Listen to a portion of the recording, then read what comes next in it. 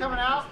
Seriously, we appreciate it. So this is, we've been going through this master facility planning process with the goal of moving our middle schools in Worthington to 6th through 8th grade middle schools by the fall of 2021. And so some of you were at our first community meetings. We held meetings at McCord and at Worthing Way, and we looked at the plans for all 4 of our middle schools, kind of preliminary plans. And then what we attempted to do was take your feedback from those plans, also again meet with our teaching staff and our community to say, hey, based on that feedback, where are we?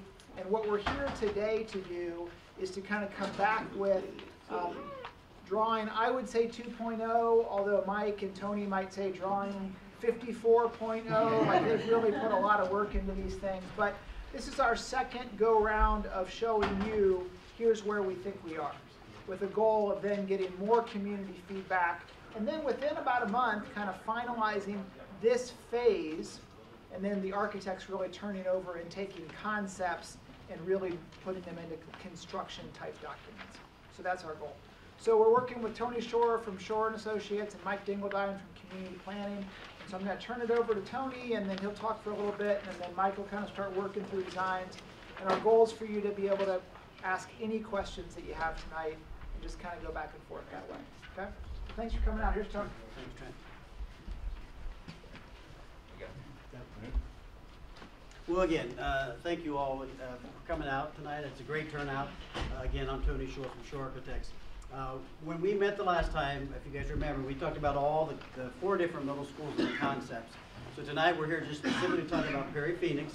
So when we were here before, we were in the programming stage. And again, if you guys remember, there's a document at the end of that stage, which we've completed, that talks about the different spaces, how many spaces, the square footage, and it kind of gives us a starting point to go into schematic design, as well as that concept diagram that you guys saw us present the last time. So since then, like Trent said, we've had a couple meetings with district administration. We've had a meeting with the site design committee. Mike is the one that's worked on the floor plan and has had a few renditions.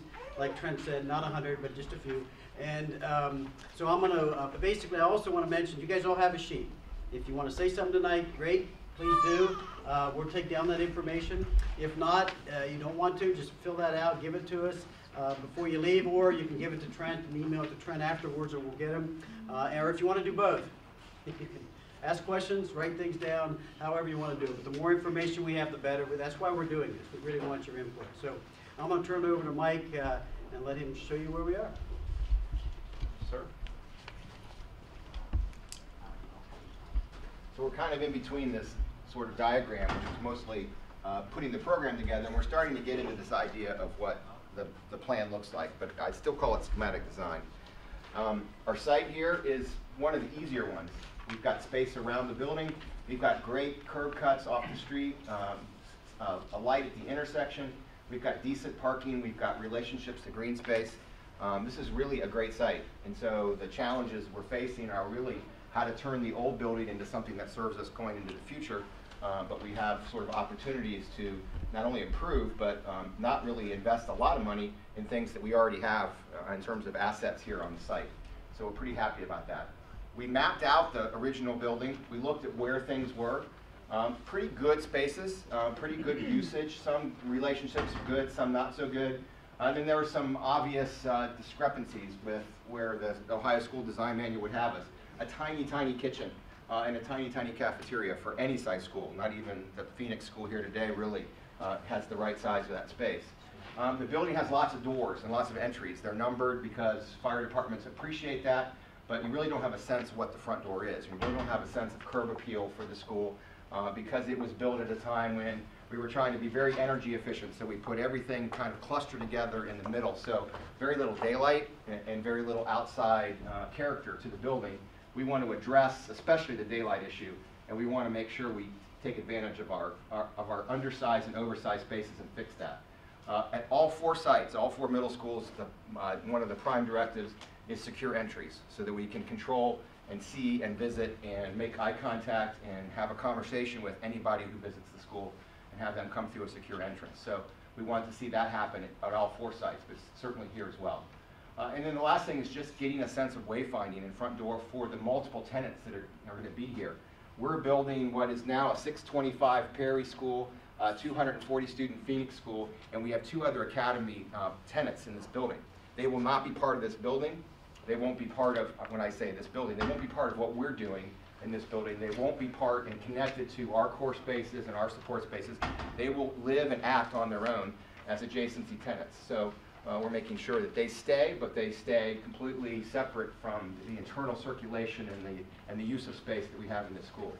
So we've come up with options, and we started with letters A, B, C, D. And our first idea was, it was pretty simple, but we're on the right track, I think. We want to capture the core space that's in this building and make sure we make it the right size to share, not only with the Phoenix, which would stay, and in this first scheme, kind of stay as it is, and then create a new Perry to the south of the building, and that we would share this between both buildings, but we would have 2 academic cores that would represent the Phoenix Middle School Academy and then the Perry Middle School operation. And so graphically, that's still about where we are. We were just going to turn the old art room into a secure entry, and the first comment that we got from this scheme was, we still aren't addressing the sense of where is the front door. You even see in the sidewalk pattern, there's equal opportunities to see this door and not know which is the front door. And there's certainly no way to see a person's face when you enter the building in terms of a welcoming reception type of space. So we started to pull some of, in our next scheme, some of the blue area, some of the new square footage, into a new sort of entry and administrative sort of front to the building. So we'd give the building a new sense of where the front door was, and we'd start dealing with the right kind of space to deal with the amenities that you needed in administration. That's student services, guidance, principal, clinic, workrooms, all those kinds of things. So that was giving us an opportunity to start making a new front to the building and create some of those things to happen. And here's where we are today. It's a pretty far transition over time, and this looks really complicated, and it is because we have to figure out everything to sort of make sure we're on the right track before we move into what we call design development.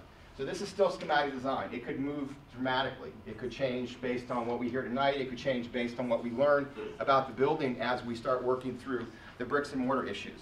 This building has a very low roof. It doesn't have a very good mechanical distribution. It doesn't have some of the things that a building, if we were starting from scratch, we'd put a higher roof on and we'd have more space to move things around, electric, mechanical, plumbing. We're going to address all those things. And so when this building is done, we want to see it as an all-new building. We don't want to see it as an old core that we happen to take advantage of, an old Phoenix Academy, and then a new Perry classroom wing. That's not the goal for this. The goal for this is to be ostensibly a brand new middle school for 865 kids. So it'll be the biggest school because it's going to house both the Phoenix and the Perry. So here's the way to break it down, because I will tell you, that makes me scratch my head a little bit when I look at the complication of that plan. But here's how it looks. The blue is what we have today. The 2 gray areas are the other academies. They stay, but they don't connect to our building. They don't use our bathrooms. They don't use our core spaces. They are kind of self-standing programs. And they'll have their own entries, and they'll have their own exits, and it won't be through or out of our building.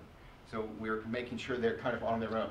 We're going to create that new core on the top. It's going to be, again, about sharing an administrative area, sharing a new media center, sharing things across both academies. And then we're building ostensibly a new classroom wing, 2-story classroom wing, on the back of the building to the south. And that's going to house the 625 Perry students that we're trying to house. And this helps it look a little more about how we're using the space. This is what's new and what's old, and what I should say is what's new and what's renovated, because all the blue will get renovations. But this is how the building will sort of have its disposition. We have a new shared core on the top. We have all the existing shared core here. We have an expanded and an improved Phoenix academic wing, which we'll talk about, and we have a brand new Perry academic wing, which we'll talk about. So that's the simplest way for me to show the basic disposition that we were trying to get with this building. And obviously there's lots of bumps and changes and moves around the building. But what I really am impressed with after the fact is I turned off the layers that were new walls, and I showed the layer that shows where all the walls are in the way that have to be demolished. This is what we call a demolition plan. And the demolition requirements for this changeover to a massively different building are not too great. There's a bit of density right here where the offices are, and that's going to go away because we're going to make a core of the building serve kind of as a student commons. But when you look at the overall things that we have to tear down to make this building go forward, it's pretty light, and we're feeling pretty good about that. So we know that we can put our renovation dollars into new electric, new air conditioning, new mechanical, new plumbing, new bathrooms, because we have now sort of that area targeted with money that probably could have gone into demolition, moving brick walls, tearing down block walls. Won't be as much of that as we thought. So that's a good piece of good news. So here's the new entry. Red is the color for administrative rooms in terms of the school design manual tab. You can see we're putting kind of two sides in, but it is serving one overall use for the building. The Phoenix and the Perry administrative suite will be a shared suite. It will be for one school. So you will come to the same entry through an existing, brand new entry, which you will then during the day come straight into a reception where you will meet a friendly face and be securely entered, given a tag, given a badge, and allowed to go into the building as necessary for business. When students come in the morning, they will come straight through at a high volume, coming out of maybe drop-offs for parents on this side and drop-off buses from this side, so we can separate some of that traffic. But we have lots and lots of space now, much wider corridors, much wider area to make traffic flow in the building. We've kind of put the main visitor services, the reception, the staff, the principal, and we've actually moved the clinic over here because of the staff and the folks that watch it, but put more of student services over here, guidance, conference rooms, work rooms, itinerant offices, parent volunteer rooms, and even an in-school suspension room. So we have this suite of offices that sort of brackets and creates the new brackets for our entry to the building. And as we back out from that view, you see where the old offices were. Here is what we're doing with the idea of not just a cafeteria anymore, but a student commons. And we're trying this at this building as well as at Worthing Way, where we can create a new kind of center to the building, get some daylight by lifting the roof higher in this area, making it a very cool kind of mall type of reception area that's going to have a mix of soft furniture and kind of tables. It's going to have lots of uses. It's going to be bigger than you need for a dining room. Currently, the entire dining room fits in this pink square that you see now. So we're going to be up at 4,200 square feet, and that's what the school design manual says we should be at. But we're going to have a nice, open, welcoming space with lots of daylight and lots of sense of students being able to get together and interact. And that can be Phoenix students as well as Perry students. Not the two side academies, but all of the middle school students that are on this site. Then as we kind of pull out just a little further and look to this side, we see all the core spaces we need to support the building. And this is the specials. This is art, music, media center, modular tech, robotics lab, cafeteria, kitchen, gym, locker rooms, instrumental music, stage. All those things are here now. They aren't big enough.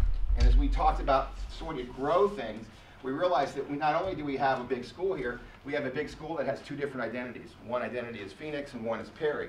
And so we opted, and this is only an idea at this point, instead of complicating the roof structure and trying to expand the gym's a pretty good size now, but it's not quite as big as the school design manual says. Instead of that, putting an auxiliary gym on, which is about the size of an elementary school gym.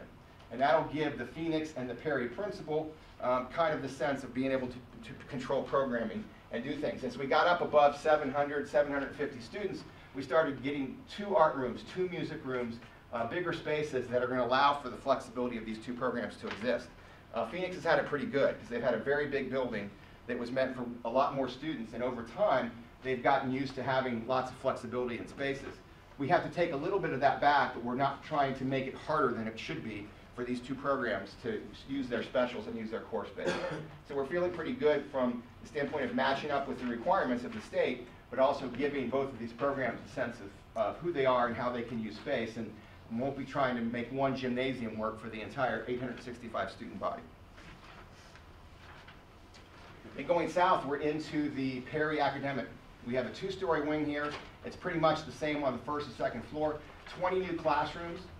There are larger science labs. There are typical classrooms for English, math, social studies.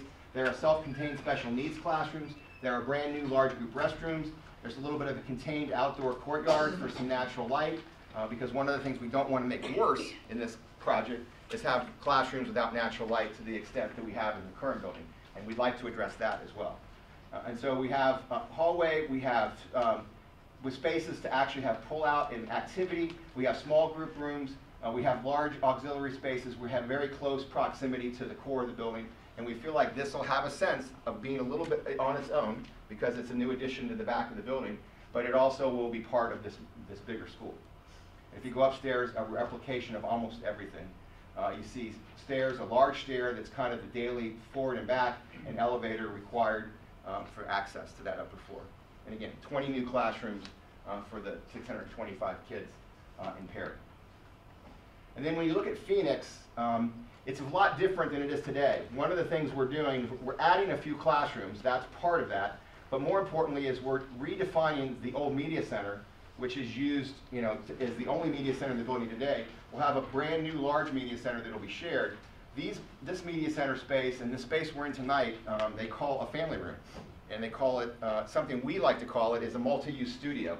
It's a space that is not dedicated to one teacher and one group of students throughout the day. It's a space that you can break out in, and a lot of schools thought the only way you should do that is in small group rooms. But I have found that the most flexible way to do education is you don't give up on the traditional classroom of 800-900 square feet, but you have other options to gather kids. And if you assign a teacher to this room, then it's booked, because that teacher is in here all the time. But if you leave those spaces for flexible use, including the small spaces and the large spaces, now you've got three sort of options for teaching and learning in a program like Phoenix, where you can get kids together in a large group and work together. You can keep them in their traditional classroom, which is now working in teams of 4, a pod of 4 here, a pod of 4 here, a pod of 4 here. And then these multi-use studios that you can share just with one pod, or you can share amongst all the pods. And then 6 to 8 of these small group rooms that support breakouts of small groups of kids or one-on-one with an intervention specialist. But there's all kinds of teaching and learning opportunities, and there's still only 12 traditional classrooms that'll have a permanently assigned teacher and a group of kids, calling that their homeroom. And so, again, I think Phoenix is really going to take a step up. They're going to be part of a building that has all new core space, and then really exciting is we'd like to try to take some of the old mechanical mezzanines that exist above these spaces, lift them off, and be able to get some natural light into the core of the school. Because it's the one thing I can say as I travel through it, other than this courtyard here that allows that media center out there to have daylight, which I can see from here, it's a big deal in this building for all the classrooms that don't have daylight, and we're going to try to address that. And then the site work becomes, as I said before, pretty easy. We got the advice that we need to have 2 lanes of drop-off here, or a lane to pass and a lane to stop, and so we're going to move out the parking just a little bit, not very much investment or expense, and not much in the way there. And then we're going to about double the parking lot and back and create another drop-off curb. Whether we decide that this is parent drop-off or this is bus drop-off, or if it flips, or if the principal down the road in 2 years decides it should be different, what we wanted to be able to do is say we have 2 long curb sort of queuing areas for drop-off and pickup. I think there's a lot of problems to solve and a lot of challenges to solve in terms of where's the best place to drop off Phoenix kids, Perry kids, where do the Academy kids park, how does all that work? But I think what we're trying to do is make this very flexible. And so we haven't taken much of the site away. We are going to have to replace these outdoor hard surface courts somewhere on the site, because this is where our new addition is going. But this is a pretty light site touch in terms of the investment and having to do a lot of new things. And again, the good news is all that money can go into making this building better. And this building needs some of those improvements. You can see some of these pop-up areas that occur in the building. Those are where I think we're going to be able to create some clear story lighting to get some natural light into the school. So that's back a look at the overall plan. I'm going to stop here for a minute and just let you start asking questions or giving feedback or having comments. I already see a hand up. The rear point of entry, what do you for security there? Okay, so. Your volume of students coming through buses would be greater than right. We have a high volume entry here with a sort of a checkpoint for kind of a satellite office here. So we could bring kids off buses in this door, or we could decide the lighter traffic load is the parent drop off, and we could let that be here, and we could let the bus drive be up here. I'm not going to answer, for the principal which way he wants to do it or she wants to do it, but that is the kind of idea that you separate it. And so yes, you have a high volume door. School will open with these kinds of doors on electronic security systems. When school starts, they all lock. They all need a pass card from a teacher. They all have cameras on them. A person in the office can see every entrance to the building, even the entrances for the academies they'll be able to see. But a person that's visiting this school will definitely be looking at this. When they come in, these doors will have electronically locked, and they'll come straight into the reception. They will probably put their driver's license into a computer that'll create a badge for them. That badge will be, or that driver's license will be scanned for any kind of issue with that person being in the school, but they'll be met by professional staff, and they'll be sort of balanced by a principal, assistant principal being right there adjacent. So it's going to be like all 4 schools with pretty secure entrance.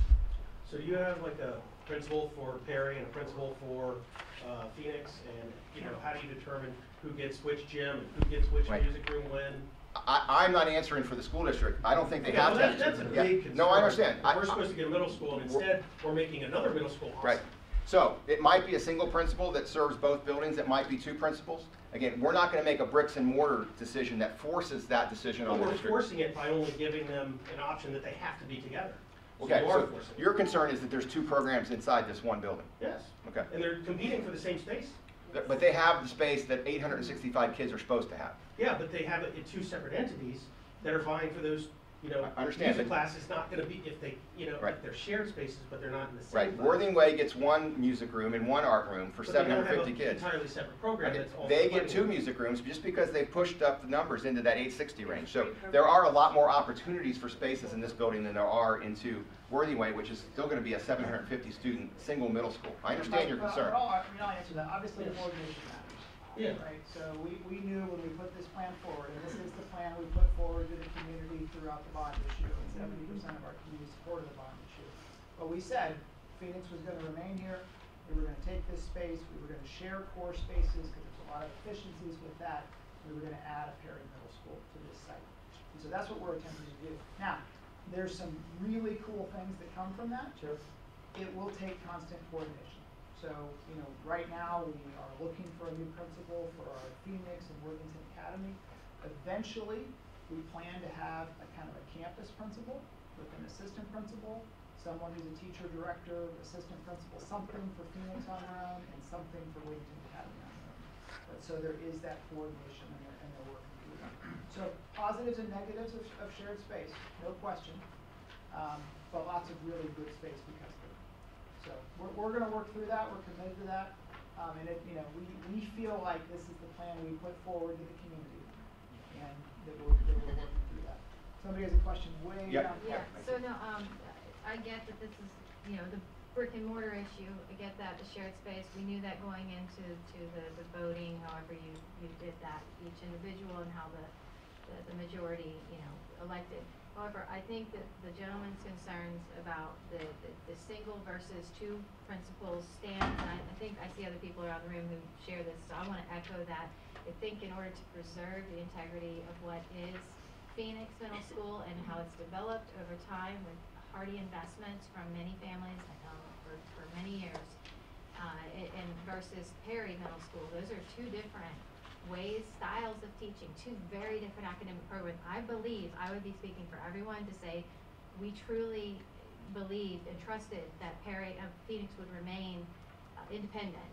And so I personally do not see the success of Phoenix if you're now competing with 2 very different styles of administration with one person. And so I think it's pretty important to, get a feel for if the public knew going into this that we were going to also get 2 heads of the schools, or 1, because I think that's a little misleading and really disconcerting. Yeah, so I totally disagree with you. I don't think there's anything misleading about it. Disconcerting. And I think we're 100% committed to Phoenix. And we have been from the beginning. And when I say that, I say against a lot of pushback of people that say, hey, you don't need these specialized programs. Why should my tax dollars be going to these specialized programs? And from the beginning, we've said we're going to continue with Phoenix. Not only are we continuing with Phoenix, we've committed to expand Phoenix to 6th through 8th grade. At frankly considerable cost, because Phoenix costs more than it does to run for middle schools. So we're committed to the program. We're committed to the long-term viability of the program. But I will tell you, it's important that we have coordination on this site for Phoenix kids, right? And for Perry kids. So however we set up a leadership structure, that's going to be our goal, is for these people to work together, for whoever is working here to understand Phoenix and to value Phoenix. But yeah, I mean, you're going to have a lot of humans working together, right? And so whenever there's a lot of humans working together, there's going to be some friction. So I think this is going to work great. I think, Micah is here from Phoenix, and Phoenix has been really the driver behind the design of this process. we don't have a Perry staff to run this by. We have a Phoenix staff that we meet with and says, hey, this is what's going to really work for Phoenix, and you see that in the design. We're devoting a lot of square footage to things like family rooms. We're not building family rooms at Worthing Way or McCord or Kilbourne Middle School. Or even at Perry. Well, or even at Perry, Yeah, right. right? And square footage is money. So I think moving forward, you see a commitment to Phoenix, but also a commitment to saying we need to make sure that Perry is equal to our other 4 middle schools. So guys, proof will be in the pudding. You'll have to hold us accountable to that for the next 2 years, 4 years, 6 years, 8 years as these programs continue. But we're committed to both programs. So. And just to a point that Trent made, as an outside observer, and he mentioned this, our design team for this project were all Phoenix teachers. And some of them were old enough in terms of their tenure at Phoenix to remember when Perry was still here. And they said, we had challenges with space, we had to be careful about how we programmed, and when we got into this core discussion, they said, you know, an auxiliary gym is way better than making one gym bigger. An extra music room is great, an extra art room is great, a robotics lab in addition to the modular tech room is great. So they got to sort of say what the core of a building would look like, especially when it was going to be one that's shared. And to me, that's the most important thing. These are going to be ostensibly very well designed around their program and their style, and they'll be different. This is where they have to, on a daily basis, work together.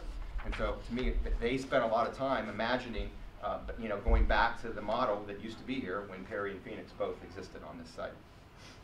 Yeah. I'm looking at restrooms. Uh-huh. Are there no restrooms in the Perry portion? Yes, yes. Lots of them. So on both floors, there's large group restrooms, there's Those are teacher restrooms, restrooms, okay. janitor's See that closets, on the- they're on both floors. And we're gonna redo all the restrooms in this building too, because they're just small and too cramped. And so there'll be all new restrooms throughout the building for the right number of kids. I have Yes. 2 facility Okay. questions. Where do you, can I ask both of them? Sure, you absolutely can. Where do you see lockers? Are they these little hash longs aligned Great question. along the, and then the second one is, since there seems to be a concern about perhaps, I'm hearing limited spaces for music, and I'm just putting this out there, I'm sorry to ruffle feathers. What is the stage specifically intended to do? Could that potentially be a 3rd music room of some You're kind? saying exactly what the teacher said. Yes, Okay. that's an opportunity of the space. This is a very large, oversized instrumental music room. We have a vocal music room up here because we have some new spaces here. And we have this sort of unspecified lab there that can swing. It can be a maker center, it can be a music room, it can be an art room, it can be a study hall, it can be all those things. And then we have, you know, these large spaces that used to be media center. And so your locker question is the Phoenix folks thought moving the lockers into the living room area of the Phoenix part of the building was the right idea. They're currently here now. This is going to become a lab. And then the hallways of the Perry building will be more traditional lockers down both sides of the hallways. Okay. So there'll be a locker for every student, one for every Phoenix student, one for every Perry student. Thank you. So lots of hands. We'll just keep going. For the arts, I want to make sure that if there's 600 kids at Perry, that they get both art rooms, and then there's a 3rd art room for Phoenix. Well, an 865 student middle school, according to the state design manual, gets 2 art rooms. That's what you get for 865 kids. For 750 kids at Worthing Way, you get 1 art room. So I agree that art should have more spaces. And so we're talking about modular tech being maybe also a maker center. We're talking about having 2 art rooms, and maybe they have different sort of style and feel here. But again, it isn't about there's 2 programs here. It's about there's 865 kids here. And so we have to figure that out. Yeah, and so I guess what I'm advocating for is that there's not just one devoted to one program and one devoted to the other. I agree with you completely. That's not the idea. The idea is there are 865 kids and there's 2 art rooms.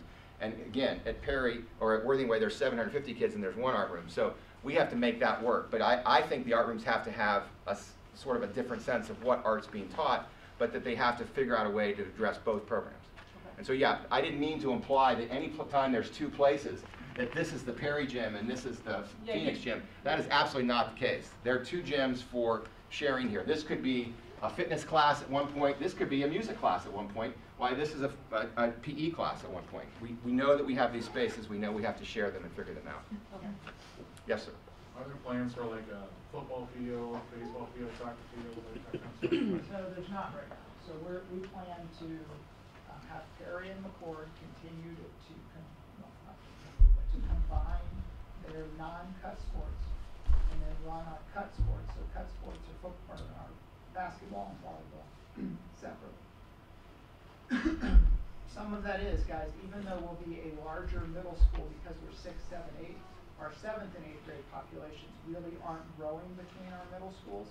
And to compete with larger middle schools around here and for the safety of our students in our non-cut sports, we're combining those. We've done that at Worthington and Kilbourne now for 12, 13 years-ish, mostly successfully. So this is a site with lots of really good green space, obviously, but we don't plan to put a track in or an official football field. We'll utilize McCord's for that for shared space. Does that answer your question? Okay. Yep, keep going. So if my daughter is selected for 2 years of construction at Phoenix, can you give me an idea of what that would be like for her? Great question. And so this addition back here is really going to be a tag on to what are 2 back doors. And so it's going to be sort of fenced in and contained and pretty much a non-issue for the first phase of construction. It will happen first. Then the question goes, when we have to get into the front of the school and sort of create a tunnel that's the temporary front door while we build new school around it, how is that going to look? And that's going to be much more carefully monitored. And then is there ever a point, and I'm not sure there is, that we wouldn't want to move the Phoenix kids into temporary space down here? Why we did this? I think given what we're planning, we can probably do that over summers and keep the Phoenix classrooms, online the whole time. But will they be eating boxed lunches while we're creating a larger kitchen and cafeteria? I don't know yet, but there's a whole meeting that we're going to have to dedicate to that because that's a super important question. And Worthington Way has the exact same challenges. The other 2 schools don't have such a heavy construction load. But I don't think the Perry addition is going to be much at all. It's going to be a blip on the radar. But this front addition is going to be kind of a big deal because that means construction is going to happen in front of the school. Is that a viable summer option as well? A lot of it will be. And maybe we'll start foundations in the spring and we have some areas that are fenced off. And you'll see it while you're dropping kids off and picking kids off from school, but it'll be happening. And then by the end of that summer, it'll be space that we can actually get inside. But it's a huge challenge for both of the big schools in this program. Yes, sir. I have a 2-part question. Okay. So you referenced 625 students.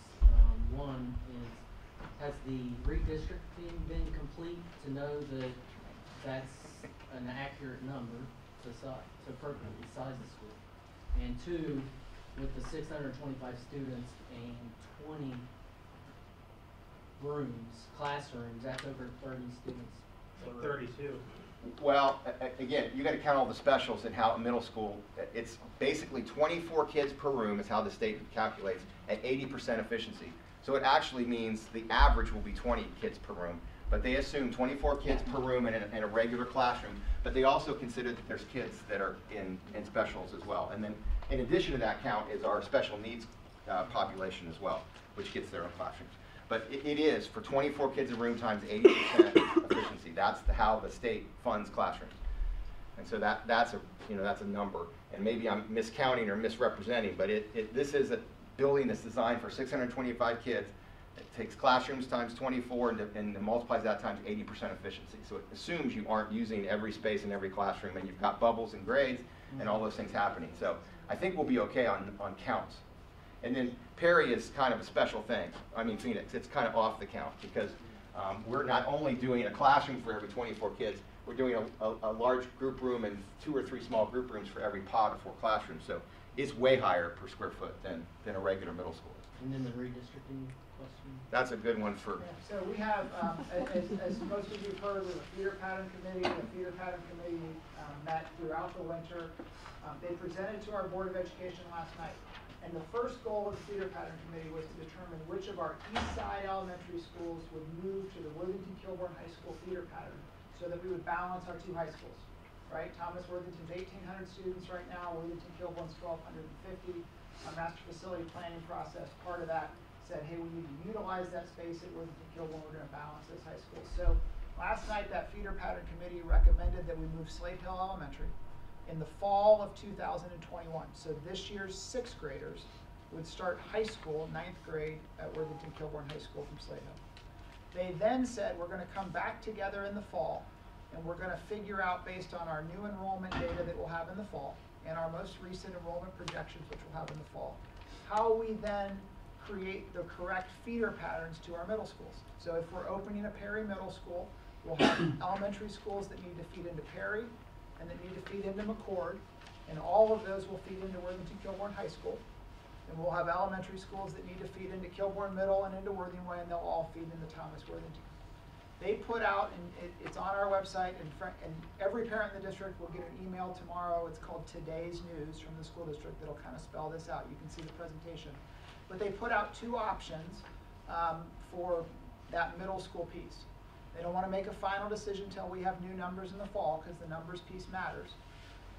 But those two options had at Perry Middle School, and I'm assuming many of you are Perry type families or think you might be, Brookside and Bluffsview in both plans. So if you're a Brookside and Bluffsview family, the high likelihood is you're going to come to Perry. Historically, back in the old days when Perry was still open, Brookside and Bluffsview were Perry schools. Brookside, I would say, kind of a no-brainer based on where you sit.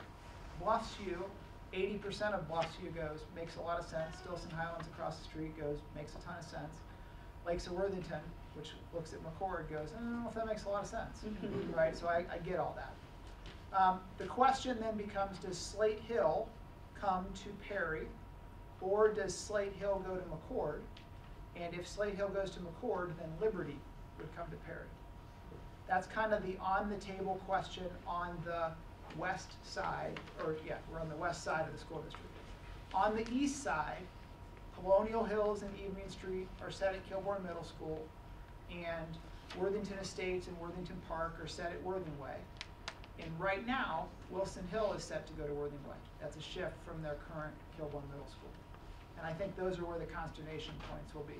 Where Slate Hill and Liberty end up, kind of an open question based on enrollment. Where Wilson Hill might end up could be a question depending on who you're discussing that with. Does that make sense? So, and the goal of holding that decision wasn't to hold it, it's just, we have a new enrollment report, which you can see on our website that we got a couple months ago. We'll have actual numbers in the fall for how many kids are in the school district at each school. A new enrollment report based on those actual numbers. And so the more enrollment data you have, the better the decision that your committee can make is, and therefore the longer, hopefully, that decision can stay in place before you have to make a shift from that decision because enrollment differs from where that goes. Okay? And along those lines, I'd also ask, like Bluffsview, you mentioned Highland Lakes and then Stilson here, both funnel into Bluffsview. So the question, the funneling into Perry, all of Bluffsview, you wouldn't redistrict to where Yeah, so- Highland would go to No, McCord. you're right. So we committed in our master facility planning process to keep elementary school kids together. And districts can do that different ways. Worthington has said we want our kids who go to an elementary school to feed to a middle school to feed to a high school together. That's one way to do it. And our master facility planning team, as they dug into that, they said this is the way we think we should do it in Worthington or continue to. A different way to do it is to you finish elementary school and you move kids to different middle schools, which, you know, again, positives and negatives, but in Worthington we plan to keep our kids as elementary peers, which makes for some neighborhood quirks, like it could be closer to one school than another, but that's kind of a trade-off to that philosophy, if you will. So my son will be a 7th grader. When he turns into 8th grade, he'll be 2021. So his first year would be at McCord. Would his 8th grade year be at Perry, or would he stay at McCord? I think right now that we have about 35% of current 5th graders who will go to 7th grade in a school and then get to be the first class in a new middle school in 8th grade. Okay, that's what I assumed. So that's the guess. Now, we have things like open enrollment and different things that we can, for families, but that's what I think will happen in that. And we can't, just based on capacity of how we're building these schools, we won't have the capacity at any of our schools to just say, we're gonna have a double-sized 8th grade class for a year and a 6th and a 7th. But you could probably keep some students who, but most students will say, hey, I get this awesome opportunity to be the first class to come to Perry and, put our mark on this place, that kind of thing. So you've got 4 schools in this facility now. You have a Perry program you have a Phoenix program, and then you've got these two, Rockbridge Academy and Worthington Academy, that I understand aren't even middle schools. Correct. And you're building essentially new parts of the building for these, and I don't think they should be there. Okay. I mean, we're talking about like high school age kids, Yes. not, shall we say, academically excellent kids. That depends. So they're here now, and they have been here for a long time. Worthington Academy is in the gray on my left, your left. So that gray there, separate entrance down here. Worthington Academy is here because when we designed Worthington Academy, the students who choose to go to Academy have decided I want a different option from my home high school, and I don't want to be at my home high school. So we've seen real success between kids from both Thomas and Kilbourne choosing Worthington Academy for half of their day. Again, there's an entrance and an exit down here for Worthington Academy. It's not something that we've had an issue with. Rockbridge is the two gray pieces on the far right, also an entrance and an exit from the far right. We have about 17 students in the Rockbridge program. Again, here every day with our Phoenix students. Some of you in the room are Phoenix families, have experienced that. We think that's been really successful. So we don't think, even though we're adding a Perry, that has any real impact. Everything's under a roof, but you have a half-empty building now. You're doing that, I presume, because you had a large Perry Middle School here, and then it became a much smaller Phoenix program, and it made logistical sense. Now you're talking about building new building to house these very different things in what is already going to be, I would say, a large and probably maybe a little chaotic, because you're talking about it's 900 people between two middle schools plus the other people, 4 different administrative staffs. You're talking about glomming a lot of things together that weren't there before, and you're not going to gain the efficiencies of a building that already exists. You're going to build these new parts for these things now. You could build them anywhere, right? I guess. I mean, I would say that this is exactly what we proposed throughout the campaign process, that we were going to have a Perry, a Phoenix, a Worthington Academy, and a Rockbridge on this site. This site holds it really well, and we think it'll be really successful. I would encourage you to take a look at these spaces. They're very specialized for the programs that are there. They're very isolated. I think they're very well planned, and again, historically they haven't had much. In your first video, for example, there was somebody saying that, you know, anytime somebody wants to come in one of those entry doors, somebody has to get up from their desk, walk all the way down. That's why we're changing all that. We're creating an entry that's only for these two schools. This will have its own visitor entry and its own student entry that will never again come through Phoenix. These doors will be locked because they don't have to be exits anymore because we're creating new exits to the north and south.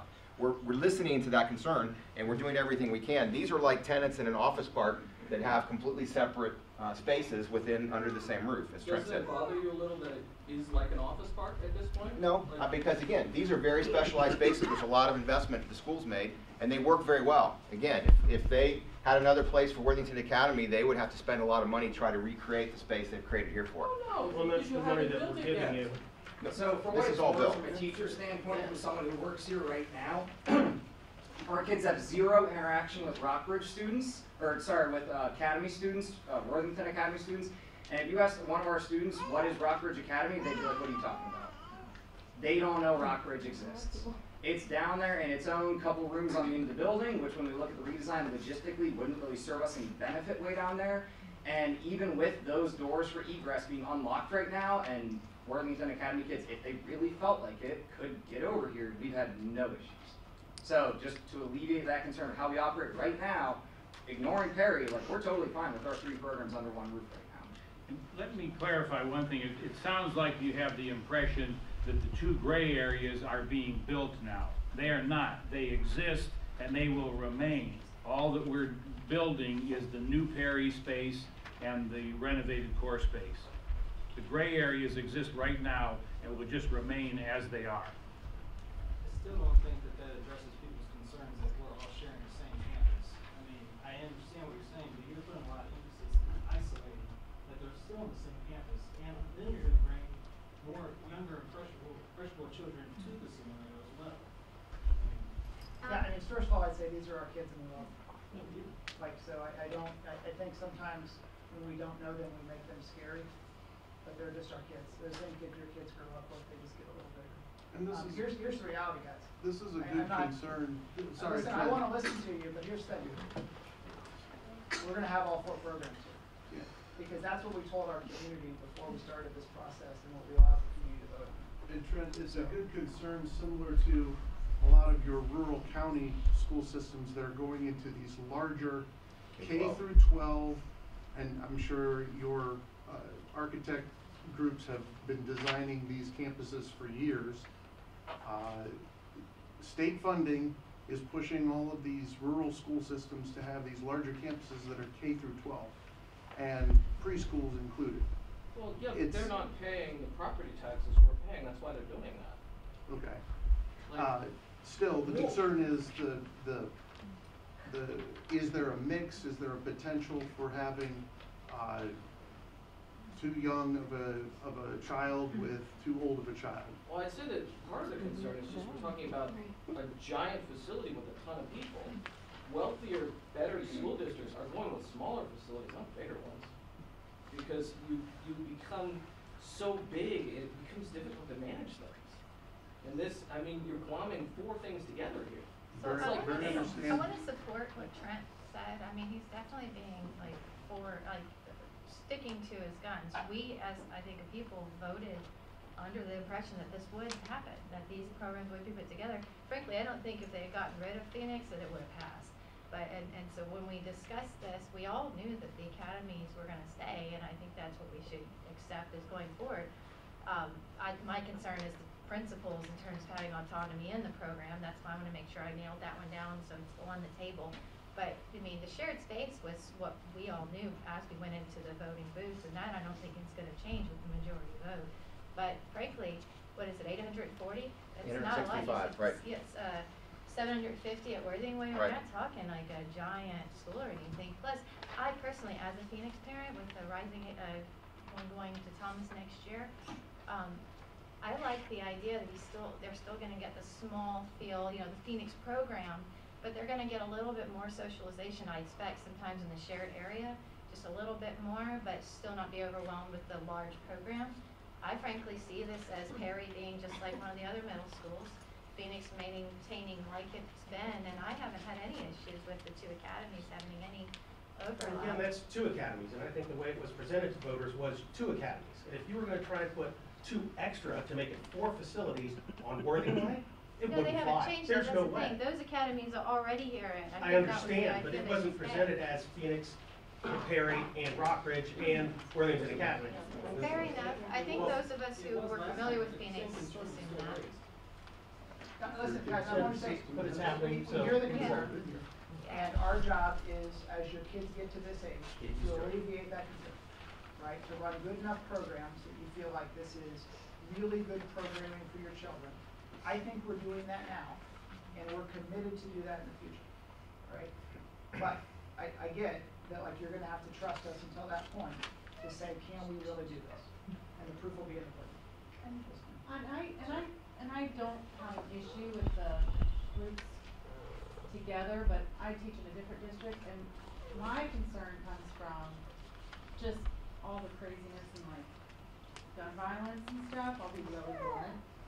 And I worry that like, if there's multiple principals and multiple schools, that like, if there's an emergency, there's gonna be like, not the level of like safety coordinated among the schools. So I know that you can't really alleviate my concerns with that tonight, with anything you say, but I just wanna get on record to say that, because Well, I wanna make sure that there's not just like 4 separate administrations when it comes time to like have an emergency or like, a lockdown drill or those types of things. I wanna make sure the kids feel safe and that they are safe and that there's not this sense of like paranoia or drama, that, we live in a wonderful community with wonderful people, and it's very trusting, and I want it to stay that way. So we agree with you 100%. And the nice thing about this process in school design is, at least from a physical space standpoint, we have to control the human aspect of it. From a physical safe standpoint, all 4 of our middle schools will be way safer from a physical design than they are today. And that's one of the first tenets in all 4 of our schools that we're talking about, and Mike has done a really good job of helping us get there. Now, we have to do the human part. Do I understand that the high school programs have no need to use the gymnasium, cafeteria, all that? I mean, it's a half-day program, it's like a school work program, so they're not eating lunch here. So. I mean, so and they have their own it's hard to- bathrooms, There's an entry exit from the Yeah. left-hand side that Yeah. kind of enters into this, yes. So, Yeah. you know, parking is to the left of yeah, that. so they're just on the wings, in and out. Half-day program. As far as athletics, since Phoenix has just been in isolation here without Perry, will it continue that Phoenix students would go back to what their home school would be? They won't automatically be a Perry athlete, right? Yeah. So like a That's Camas correct. Phoenix student would go back to Correct. Camas. So, and so that's a good point. So if you're not familiar with Phoenix, if you have a Phoenix student who participates in athletics, they participate in athletics at their home zoned middle Boundary. school. Yeah. So they may be going to Worthing Way for athletics, or Kilbourne for athletics, or McCord, or it could be Perry. And that wouldn't shift. That creates, from an equity standpoint, back to those schools. It also gives kids a touch point, right, back to those, because that's one of the tough pieces at the middle school. Like, do I want to do this away from my friends? Well, one piece is, hey, I still get this. And then I had another Yeah, question. sure. You were talking a little bit about the restroom. So when you're saying like this is a big group restroom, are those non-gender restrooms, or are they There still- is a unisex family restroom at the front, and then there's boys and girls restrooms to each side. And then So what about in the that'll Phoenix? occur everywhere. What about in the Phoenix space? Yes. Okay. These restrooms will get redone that way, these restrooms will get redone that way, these restrooms and these restrooms will already be new that way. And then we also have 5 or 6 sort of staff family restrooms throughout the building that are separate from other restrooms. Okay. Yeah, because these just still specifically Yeah. say boys, girls on the Right, diagram. right. So, okay. But yeah, there'll be almost 10 gender non-specific restrooms in the building. Good question.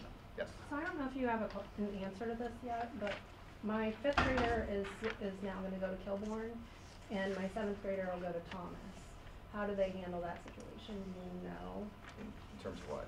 I'm Are they sure the right people going to go to listening.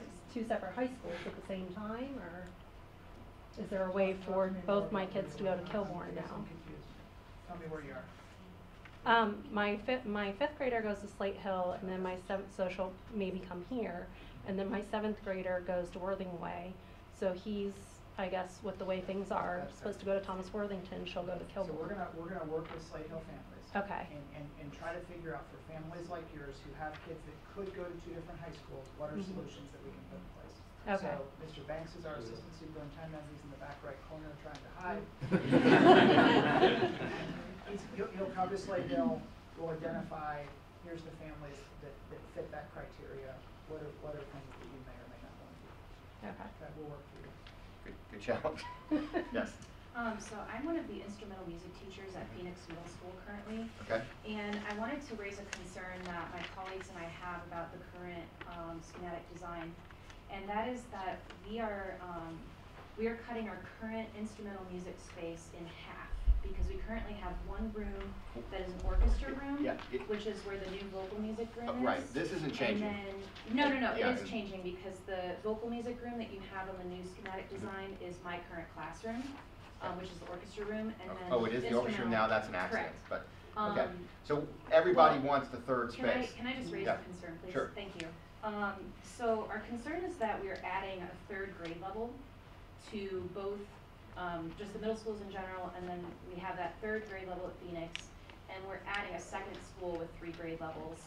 And I think that we are concerned because we're adding so much and we're losing a space. We're having our storage essentially, and we're having our instrumental music space, which is just kind of impossible for us to address practically. So I wondered, if there was any solutions that were being considered for that. There's a strong voice at Worthing Way as well for a 3rd music space. And one of the things I think that's different is the time of day that music staff will be here will be greater, so that those rooms will get more use from a period standpoint.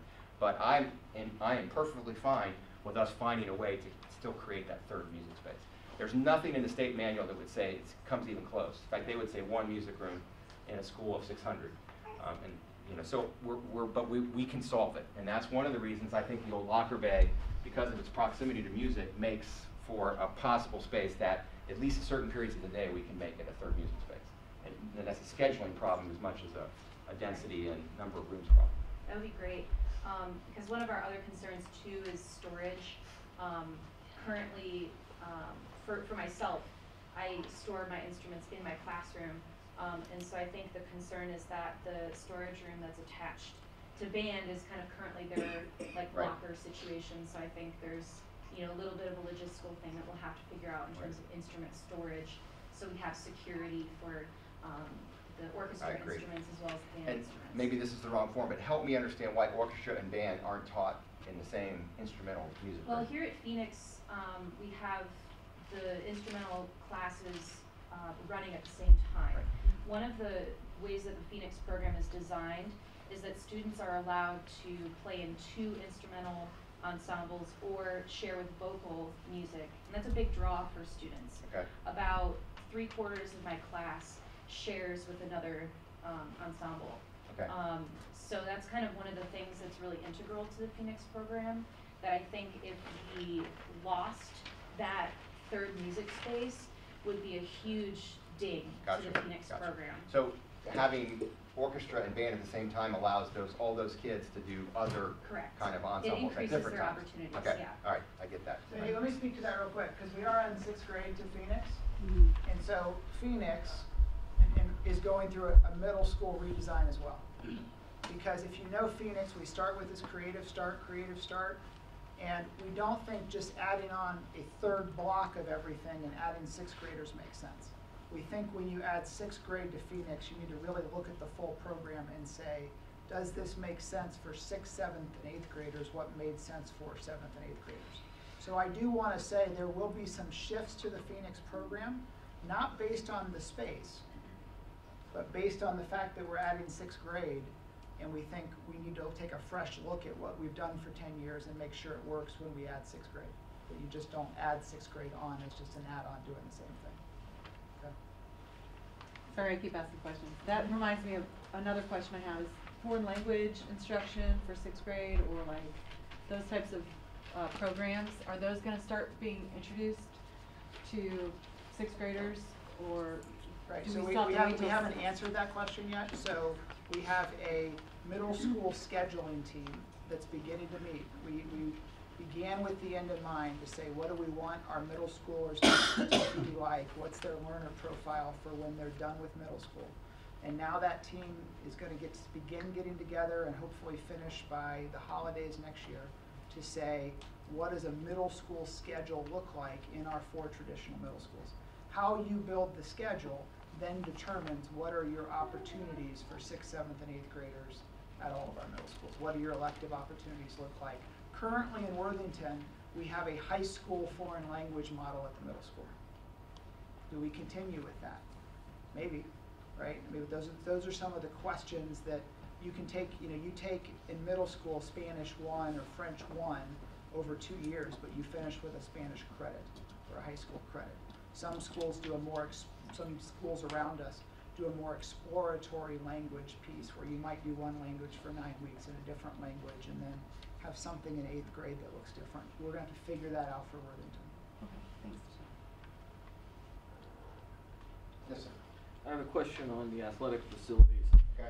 You said putting the Perry Middle School here, that removes those 2 basketball courts that are there right now. Yes. And you had said that there's not going to be a track/football thing. Are you going to create any more athletic facilities, or is it just kind of going to be the formless fields that Green we currently space? have? Yeah. Well, we will find hard surface play because we're adding 6th graders and because we want to obviously keep that outdoor activity. We're going to sort of improve and formalize some of these outdoor learning spaces as well. And then again, we have all this green space. You can still see the old track footprint and the old football field footprint. In fact, this is a sidewalk to nowhere that used to be the future.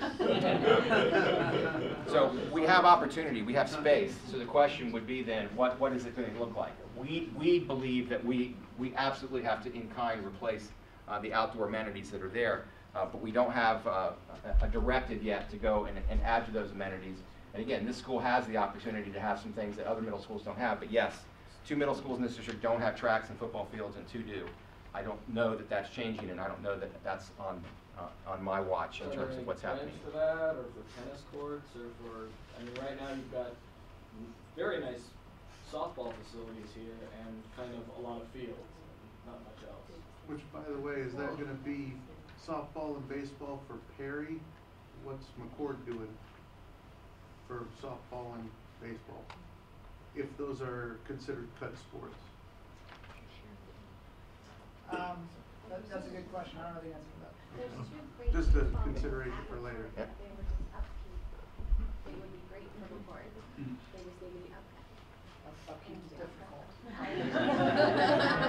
No question. So there's no plans about? We don't have any formal plans right now. That doesn't mean we can't, we just, that we haven't gotten to that level of. The shared facilities, but it's also shared sporting teams, right? There will be one McCord, Perry, There'd be one Wolves football team, one Wolves track, one Wolves boys lacrosse, girls lacrosse, cross country. There would be a separate Perry basketball team for boys and girls, a separate Perry volleyball team, because those are cut sports. So sports where we would limit participation because of cutting, we separate those things. But we wouldn't be able to field a football team if we separated them. We wouldn't be able to field lacrosse teams if we separated those sports. We just don't have the participation numbers in some of those things to be competitive, and if we separate those things. So we would, by the way, we would bus kids from one to the other after school, which is what we do now. You were talking about possibly doing some of the construction during the summertime, but I know that the land behind the shed is used a lot for soccer, and the baseball fields are used for WIB during the summertime, and there's a lot of foot traffic and a lot of little kids running around. So are we taking into the safety and the traffic that you guys are gonna be doing with the construction in regards to parents coming and going with all of that stuff at WIBD? And the neighborhood, Potter's Creek, not having traffic running Yes, there. you for can't soccer. park on So, that road. we're working with Ruselli Construction, who's our construction manager at risk. So after we get through schematics, it goes to Tony Shore's group for architect work. And then as they've worked through the architect, then there'll be a separate meeting to talk about construction plan. So that'll phase out, here's the construction, here's the safety considerations that have to happen. But guys, let me say, there will be impact. We're gonna, this site's probably easier than some of our other sites, but it's going to impact the 1,800 kids that signed up for WIB soccer, right? And that program runs on the back of all of our Worthington schools fields. And that it's just the reality of that shared space. So I don't think it'll have a major impact here, but there'll be some for sure. My biggest thing is just traffic-wise. If you Yeah. guys are doing things after school or during the summers, that's a big high traffic time with the little kids running around. Yeah, and we may have to close some of our fields though. I guess what I'm saying. Right. Like, there may be times where we say for this year, we can't go north or south of the shed. Although, by the way, we do plan for the shed to go away when this is all done. I thought we were building around the shed. It is a landmark, and I'm the superintendent, I don't know what's in the shed. Thank you. All right, we had a couple more questions, I want to make sure Mike gets to answer your question. I got a quick question. I see you're going to expand back towards the basketball courts on this one side. Are you going to take all those basketball courts? That's one question. Yeah. And are you going to replace them? Yes, so I'm we hoping have right back to at replace all of this hard surface in kind. We will find a way to do that in the footprint of the new work. And again, I don't know exactly, we have a lot of civil engineering to do, but yes, those will get taken up by classroom addition, so we have to put those back somewhere on the site, and we will do that. You don't think you're going to move them where the old football court field was? They could go south. Hopefully They not. might go, where the shed is. They might go closer to the building right here, on the north end of what used to be the track and field. I don't know for sure. But I do know that we'll put them back. That's going to affect the homes that are right back there. Yeah. Although, again, there's a lot of activity I know that already goes on this site in terms of athletics. Other questions? Yes. I do have, like security question as far as hearing the numbers of like the pickup, drop off and busing and cars and all of that. And just number of students entering and exiting. Right now, the Phoenix program is on a different time schedule than the other middle schools. Will that continue so that will help with less numbers of kids coming in and out, or does that create another security situation where we've got doors open while our students here? And then getting bus back to the other schools Right. for their programs, for the sports. Right, so all those things are just very considerations. I mean, the busing piece, like for sports, that'll be fine, like, that may be separate, it could be later, although Phoenix kids usually leave what's called, what's that called, And 3B, so and a 3B. They leave at the time, even though school continues, if they're going to, so that'll flow pretty easily. Whether Phoenix remains on a different schedule, I would anticipate they would. That won't be a building decision. That would be a Phoenix decision as they go through what makes sense for our next 10 years in a 6, 7, 8 program. But that's But it actually could a potential help. positive, because the classic need to separate buses and cars Yeah. really applies to the big school. If we still had 2 or 3 Phoenix buses pulling up here and all the Perry buses pulling back here, I think we can make that work because the numbers would allow for it. And it wouldn't end us from having. If it's at the same times, then just everybody rides one bus. And they would you're not stagger, paying right. For Right. 2 rounds of bus traffic. I've been a Phoenix parent, and even with only 160 kids, our current school doesn't work for buses and cars. Okay. It's just a real problem. Yep. So this will be way better than what we have right now.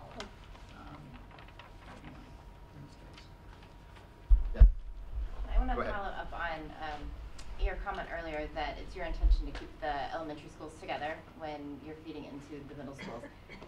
I'm wondering if there is still consideration being given to dividing up any of the elementary schools, or if that issue is closed. So for example, Potter's Creek, which is in the backyard here, that will remain in the same pattern? Okay. Yeah, and we have lots of neighborhoods. Potters Creek is this area here. They go to Kilbourne Middle School. They can see Perry. Open enrollment's an option if a family were to choose to. That's difficult because obviously you have to leave your neighborhood peers. But we have neighborhoods that also go to Kilbourne Middle that back up to Worthing Way. We have kids potentially that are going to look at Kilbourne Middle that could go to Worthing Way. Lakes of Worthington faces McCord. Again, just a choice that as a group, as we looked at what are our options, people said, hey, the most important priority in Worthington was keeping our peer set together. If somebody doesn't want to do that, we have an open enrollment process that does create convenience. I have a daughter at Kilbourne Middle School. One of her close friends she went to elementary school with, and her parents said, no, you're going to Worthing Way, it's right in our back door. She goes to Worthing Way, right? That's a family choice. We can accommodate those family choices, but our plan is to continue to keep elementary school kids with their elementary peers. And your boundary lines for elementary schools are not changing. Right, as of right now, Yeah. they're not. And I say that, there's no plan to change them, but I will say, we've grown by 1,600 kids in the last 6 years. If our growth continues at its current pace, obviously, you never know what happens if we continue to grow. But our goal would be to keep our elementary school kids together. Part of this plan, again, when our master facility planning process began 3 years ago, they looked at things like build another elementary school, build 2 more elementary schools. Like those types of things. Now, land was an issue for that. Like, where would you find land to build an elementary school? But they also said, no, in Worthington, we want to keep our elementary school kids together. And by moving 6th grade to the middle school, that creates more capacity at all of our elementary schools. Doesn't totally fix all of our elementary school issues, but it creates more capacity and more stability at that level for our kids, and then creates 6, 7, 8 middle schools like all of our surrounding communities. Is that going to be reevaluated? And there's a new bond issue that's probably going to come up for the elementary portion of this. Right. So we created a 3-phase master facility plan. It's all on our website. What we asked the community for was phase 1. Phase 1 was the 6th through 8th grade middle school, rebuild of 2 of our middle schools, renovate 2 other middle schools. That creates capacity at the elementary school. Phase 2 of that plan will be reevaluated. But if it came forward as it's staged right now, it would be for a new Thomas Worthington High School in 1 or 2 of our older elementary schools. And I say older elementary schools, those are schools like Brookside, Colonial Hills that were built in the late 50s. And then our kind of next phase of older elementary schools are Wilson Hill, Worthington Estates, Evening Street. I'm probably forgetting something off the top of my head, but those schools, Worthington grew in the late 50s and early 60s, and you built half of our schools. And we grew into the late 80s and early 90s. And you can see the difference in those two schools. This school was built in 1967-ish. As Worthing Way was built in 1965, they were aging buildings that were in need of significant repair, right? When Mike talks about things like daylighting, we don't know if it's light or dark outside, right? And so, you know, and Mike, talk about that. Why did you turn the building for Perry? Because your first design. We've heard in every district, but especially this district, that sustainability is important. The best way to harvest daylight for classrooms is north and south. East and west sun is low, and it puts incredible heat loads on buildings, and it's considered no longer a sustainable option. And so we have every new classroom with a north or a south window. And we're hoping that even old classrooms will have north and south windows and north and south clear stories that'll help sort of feed the building with daylight without adding incredibly to the heat load and the cooling load. Yes?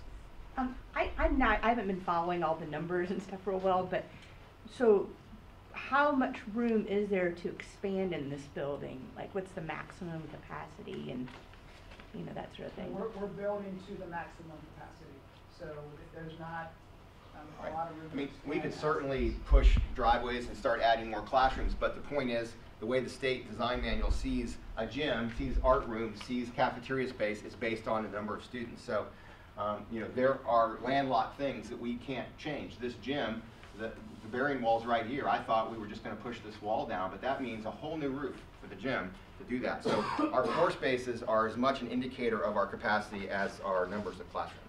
And again, classrooms are fairly easy to add more and more to, but the idea is, I think we are saying that these buildings are looking at their capacity for the next 20 plus years, and that changing that would be either a radical decision or looking for someplace for more space in other sites. Okay, so, but there will be room to grow. Right. Okay. Right, and in fact, we've bumped up space in all the buildings for just making sure the balance is there, because the clean feeder system, I'm telling you, is a very hard promise to keep for this district, and these guys are very committed to it. And so the idea that your kids start and finish together, elementary, middle to high school, is why we're making sure there's extra capacity in all these buildings. Okay, so you've given us a lot of feedback, some of it positive. I'm joking, please smile. I want you to know we hear your concerns, honestly. Like, so I heard, hey, we're still concerned about having multiple programs in this building. I heard we still want to make sure that Phoenix has autonomy and is allowed to run their program. I heard there's a lot of kids here to manage, and if you're not careful on how you coordinate that and how you design your spaces, then there's all sorts of level of concerns that come out of that. Obviously, we heard some specific concerns around things like music spaces and art spaces and storage for those programs and restrooms. Okay. If you have specific feedback that you want to make sure that we are able to give to Mike and to Tony, you can either write it down on that feedback piece of paper. Okay, now, they were listening, so the things that I just summarized, I know that they've heard from you. But you can write that feedback down and you can put it on the table as you exit, that's fine. Or my email is tbowers@wscloud.org. You can email me directly, or you can do both. Okay? Any email that you send me with feedback, I'm going to send directly to Mike and to Tony to make sure they put that with their feedback as they look at, okay, we designed this building once, or schematic once, we took it to the community, we made some fairly significant shifts, trying to meet what our community said. You know, we're going to do that again at some point. The next time we come back, or we invite you back to see this building, we'll be looking at 3D renderings. Right, guys? Is that correct? Correct. So I don't want to overpromise, but that's, we plan to be looking at, like, what will it actually look like?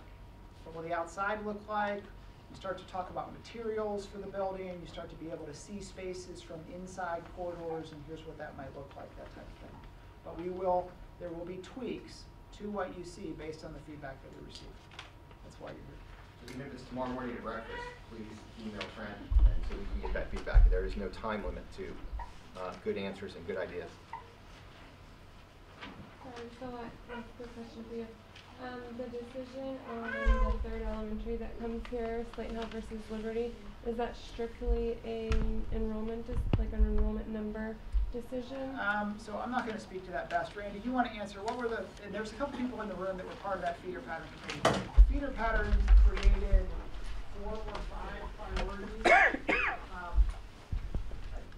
Yeah, so the feeder pattern committee presented last night, and what they updated the Board of Education on were some of the plans that rose to the top that they really liked. The 2 that emerged, Trent did a wonderful job of explaining, both had Brookside and Bluffsview coming here, but the difference was, is it Slate or is it Liberty? And some of the arguments on why Slate should come here is that if you're moving them from their high school feeder pattern, you should at least give them the building that is designed and has the most new things. This will be the most changed building. And there's no culture that exists at Perry Middle School because there's no building. Therefore, they can develop the culture and they can become part of creating something new versus going to McCord and trying to fit into an existing culture. So that was the strong argument. The flip argument was if you send them to McCord and you bring Liberty here, we end up with slightly better balance when you look at demographics. So whether that be socioeconomic or racial diversity, there was a little better balance there. So we didn't make a decision. The group was kind of split and they saw both sides. Last night the Board of Education had some spirited discussion about that, which caused the committee members to think again, we're going to look at new data and new enrollment figures in the fall, and we're going to come back to the Board of Education with a final plan. But we felt like it was important to update the community on where we were at and know that those conversations were occurring, and I think that's occurred. So we'll continue to communicate.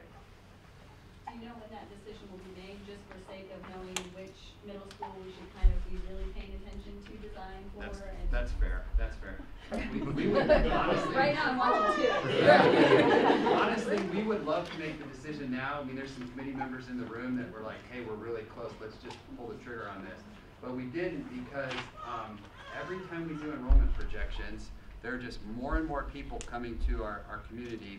You know, it's a desirable place, and they continue to grow. So we don't want to promise that there's going to be space in a configuration until we double check it one more time.